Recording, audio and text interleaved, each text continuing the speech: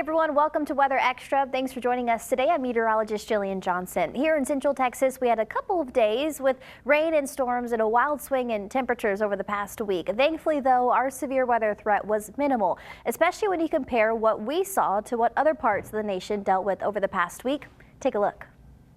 A small but widespread tornado outbreak struck parts of the Central Plains and into the Midwest early last week. Early in the morning on Tuesday, a long-lived EF1 tornado passed through Eureka, Kansas, causing significant damage to barns and left dozens without power. The same storm system that produced that tornado would go on to produce two more EF1 tornadoes later in the day, bringing more damage to farmland, barns, and homes across the state of Kansas. One couple rode out the twister in their RV and did, unfortunately, suffer injuries. Another EF1 tornado was reported in Missouri, causing significant damage to local businesses and homes. As you can see here, this roof was torn off after the twister struck. And further to the north, that powerful storm system would cause additional tornadoes across the state of Iowa. Here's a video of a funnel cloud moving across the sky near the Des Moines area. Now, most of the state of Iowa was under a tornado watch on Tuesday as severe weather impacted the state. Here's some more video of another large funnel cloud traveling through the southeastern part of the state. Heavy rain and strong winds also accompany these severe storms. Here's video near Cedar Rapids. These storms carried 60-mile-an-hour wind gusts, bringing damage to roofs and trees across communities.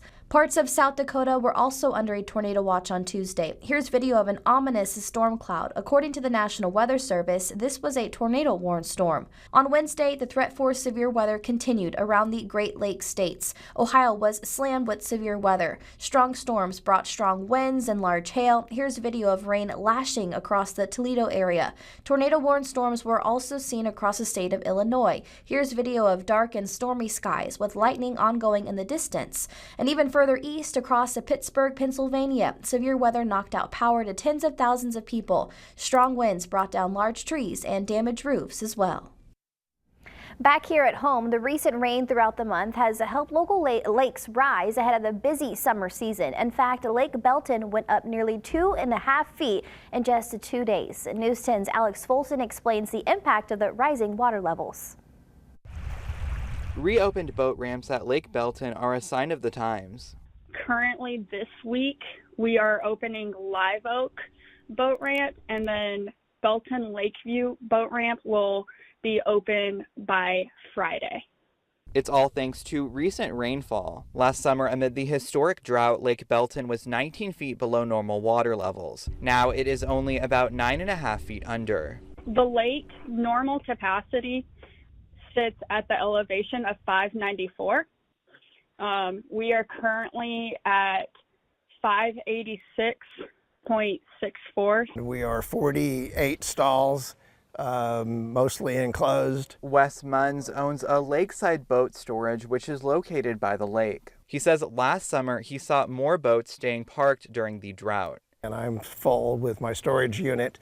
But people went in and out less than in prior years, for sure. He says he fully anticipates that to change this summer with the rising water levels. No, I would expect people to use the lake a whole lot more this summer with the water, with ramps more available and the water less dangerous. Whether now or during the summer, lake officials stress that anyone heading out on the water always exercise caution. There is a chance that there's even more underwater obstacles than there were before because everyone got used to seeing us so low. Well, now those obstacles that were above the water, they now have just about a foot of water over the top of them. From Lake Belton, Alex Fulton, KWTX News 10.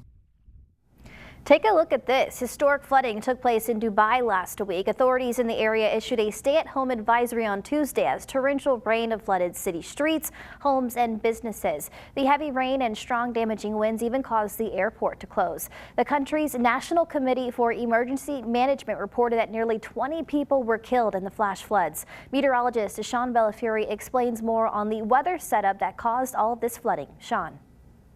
You just saw some of the videos from what was a historic day or two of rain across the United Arab Emirates. Dubai becoming flooded because of all the heavy rain that fell just over a short period of time.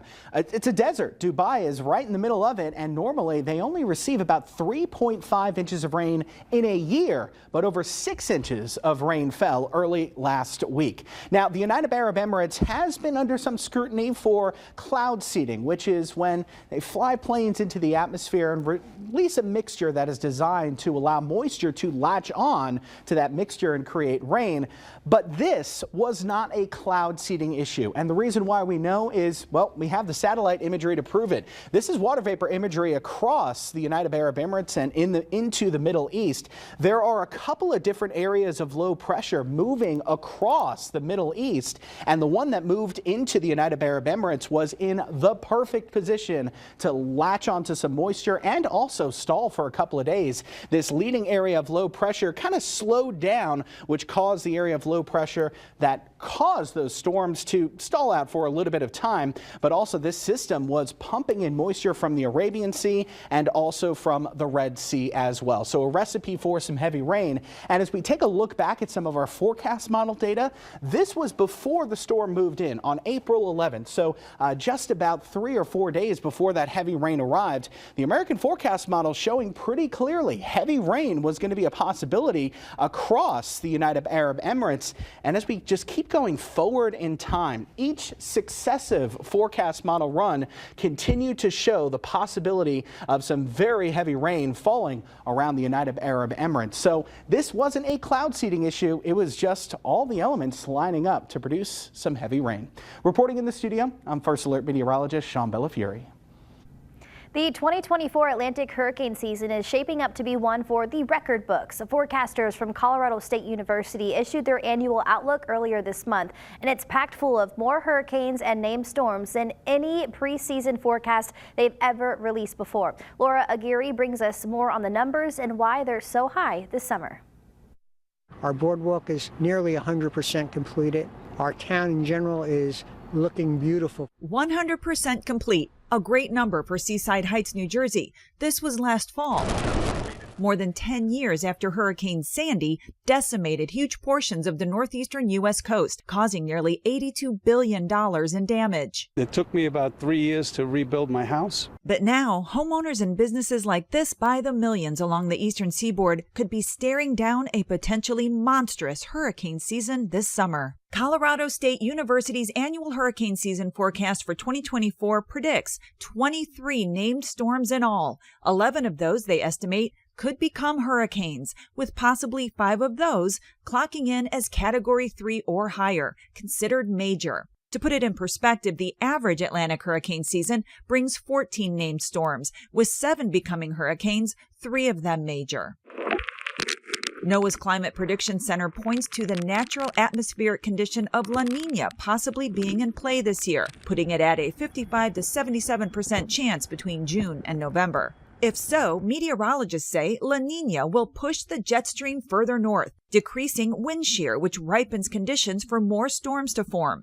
This, coupled with warming ocean waters, opens a path that takes aim at the eastern U.S. Colorado State will release updates to their hurricane season forecast in June, July, and August.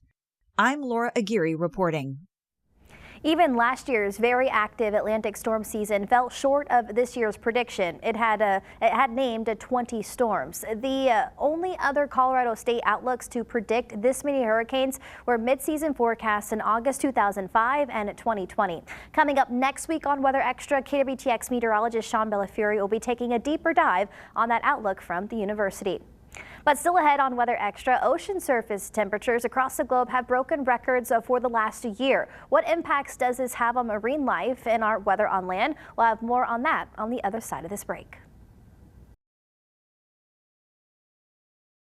Welcome back to Weather Extra. According to data from the National Oceanic and Atmospheric Administration and Climate Reanalyzer, the world's ocean surface temperatures broke records every day for more than a year. This new data has led scientists to sound the alarm about the impacts on marine life and extreme weather. Marine heat waves have been known to alter weather patterns across the globe, from intense precipitation to stronger hurricanes and even to extreme heat. High ocean temperatures can also be catastrophic for coral reefs. In fact, according to Australia's Reefs Marine Park Authority, Australia's Great Barrier Reef is suffering a mass bleaching event directly related to the result of those soaring ocean temperatures. This is the 7th mass bleaching event to hit the vast ecologically important site and the 5th in only 8 years. Aerial surveys conducted by the Great Barrier Reef Marine Park Authority and Australian Institute of Marine Science spanned 2/3 of the marine park and confirmed a widespread, often called mass coral bleaching event that is unfolding across the Great Barrier Reef. The unfolding bleaching event follows similar reports from coral reefs around the world during the past 12 months, the reef's manager said. Now, scientists are using a new type of artificial intelligence to determine the extent of the reef damage caused by climate change. This new technology is helping researchers keep a closer eye than ever on one of the wonders of the natural world. CBS's Ian Lee reports. Australia's Great Barrier Reef is a pretty big place. Stretching nearly 1,500 miles, it's home to countless plants and animals. To monitor changes, scientists are turning to a drone powered by artificial intelligence. The decision making has to happen on board the vehicle, and to do that you need AI. So we have AI sensors on board that are taking things like the camera feed in, and then they're able to make smart decisions. The drone, called Hydra, was recently showcased at an exhibit in London. It can dive up to 10,000 feet and travel more than 5 miles. Ultra high-definition cameras take stunning pictures, while smart sensors help it swim around. You have to start off with a really advanced navigation system to let the robot know where it is so it can go and do the tasks that you've set it to go and do. The world's corals are under threat from bleaching. That's when warmer waters kick out colorful algae. We're in the midst of another mass coral bleaching event right now, which means the Great Barrier Reef is at threat from climate change. The scientists are turning the images from Hydra into a 3D map to track the slightest changes. It takes the same photo from the same orientation every single time, which is really difficult to achieve with a human diver. An artificial eye helping to keep watch on our natural beauty. Ian Lee, CBS News, London.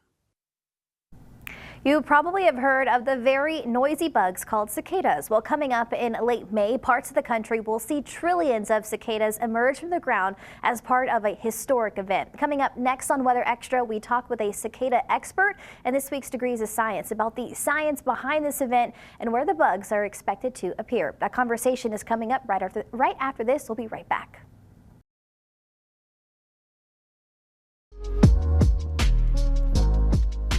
Welcome into this week's Degrees of Science. A historic event's going to occur this spring across parts of the country where more than 1 trillion cicadas are going to emerge. This week we're talking with an expert on cicadas, Dr. Chris Simon, a senior research scientist at the Department of Ecology and Evolutionary Biology at the University of Connecticut. Dr. Simon, thanks for joining us.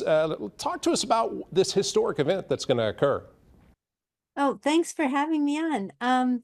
This is a joint emergence of a 13 and 17-year cicada brood, and it happens maybe every 5 to 6 years that a 13 and 17 come out together, but it doesn't happen very often that they're close to each other or adjacent. These cicadas don't overlap, which a lot of people I've heard in the media saying they do overlap. They don't overlap, but they come very close to each other in Illinois. Exactly how many of these cicadas were expecting to come out during this event? Oh, well, many trillions in any one area. Sometimes they're light, sometimes they're heavy. So if they're heavy, you can have more than like 1 million cicadas per acre. And if they're light, then you'll just hear them singing in the tops of the trees. A lot of the places down south, they're fairly light and fairly high in the trees. So how exactly does it work that some cicadas come out annually and then you have these periodic cicadas that come out as well? So the annual cicadas, they also take more than 1 year to develop, but they're not synchronized. So the offspring of any one female of an annual cicada may come out in 3 years, 4 years, or 5 years. Those are typical length life cycles for annual cicadas. With most of them coming out in the 4th year, but a big bunch in the 3rd year and a big bunch in the 5th year. And so it seems like that they have a 1 year life cycle, but they don't. They have longer life cycles. The periodical cicadas have an exact length life cycle, and they're all synchronized. They all go into the ground at the same time, and they all come out of the ground at the same time. So how long is this event expected to last? They'll be out for about 4 weeks for a full emergence. So during the first week, they'll start coming out of the ground, and most of them within a few nights of each other, the males a little bit before the females. But they'll be relatively quiet until they harden, and then people will start hearing like a background noise, and then they'll get louder, and then during the 2nd and 3rd weeks of the emergence, they'll be mating, and then during the 3rd and 4th weeks of the emergence, they'll be egg laying. So about a month. Do these periodic cicadas always come out at exactly 13 to 17 years, or can that vary some? Yeah, well, once in a while, we'll see emergences 4 years early or sometimes 4 years late, but mostly 4 years early because the climate is warming, and the warming climate makes a longer growing season. So if you have a longer growing season, they have more time underground to grow, and they'll reach maturity sooner. But they don't all come out just straggling 1 year after the other. They come out in these 4-year windows because that helps protect them from predators, because they have this safety in numbers strategy. And so they might come out 4 years early, and then if they're not ready, they come out 4 years later, right on time when they're predicted to come out. So cicadas are known to be pretty loud. Are we going to have any issues when you talk about this many cicadas in one location? Yeah, if there are places where there are so many that I want to put in those foam earplugs. But if you just put those in, then that's usually enough that it's not a problem. There are a few super loud areas, and if people are very sensitive, they might want to go on a vacation during that week, probably the week when it's the loudest, or 2. Because they can get really, really loud. So exactly where are these 2 broods of cicadas going to occur? So the 13-year brood occurs from Maryland along the coast to down through Virginia, and then into North Carolina, South Carolina, Georgia, Alabama, over into Mississippi, a little bit of Mississippi, and then Arkansas, up through Missouri and through Tennessee, Kentucky, and then into central Illinois. And then the 13-year cicadas, the 17-year cicadas, which is brood 13, unfortunately confusing. The 17-year cicadas are in central Illinois up to southern Wisconsin, and then over into a little bit of Iowa. To hear more about this noisy and historic event, scan the QR code on your screen to watch on YouTube, or go to KWTX.com/degrees of science. Weather Extra will be right back. Welcome back to Weather Extra. A new satellite launched back in March to track methane on Earth. The hope is that this satellite will hold governments and fossil fuel companies accountable for the emissions that contribute to our warming planet. CNN's Bill Weir reports. 3, 2, 1, ignition, and liftoff Falcon 9. Paid for by the likes of billionaire Jeff Bezos and other donors, the nonprofit Environmental Defense Fund just launched a new kind of eye in the sky. Vehicle assist gun range. Methane Sat is designed to circle the Earth every 95 minutes or so, and with cutting-edge detail, spot plumes and leaks of planet-cooking pollution long associated with the production of natural gas. If carbon dioxide is a blanket of average thickness overheating the Earth for centuries, methane is like a blanket 7 feet thick, with over 80 times the heat-trapping power of CO2 for about 2 decades after its release. Sometimes it leaks from old equipment or orphan wells, and sometimes when there's no one to buy it, companies just burn it in a practice known as flaring. What we found here in the Permian Basin is that operators are wasting enough gas to heat about 2 million homes a year. In 2021, EDF took us up over the oil and gas fields of Texas to sniff out methane leakers with a specially equipped airplane. So this is carbon dioxide down here? Yeah. And this is methane. But now they can fly over every oil and gas basin in the world, where 80% of global supplies are fracked and pumped. We can basically create a movie of what's going on with respect to methane emissions. Before, we could just take snapshots when we had a plane in the air and we can get permission to fly. This is a whole new game. It really creates an enormous leap forward in our ability to really understand greenhouse gas emissions. While other satellites can spot methane, what they find is often kept private. But EDF says that in about 18 months, their data will be open and free on Google Earth Engine for anyone to see. You just have a real clarity now, a clarity we've never had before. And I think people realize you don't have to accept what somebody says, whether that's a government or a company. You can actually directly look at it, see what it is, and that is completely different than anything we've ever had for greenhouse gases. What I refer to is we're going to have radical transparency. And what has been the response from big oil and gas companies that you're doing this? Well, I think many of the companies see this as a real opportunity because they really do believe, and I suspect they're right, that they're doing a good job, but many of them aren't.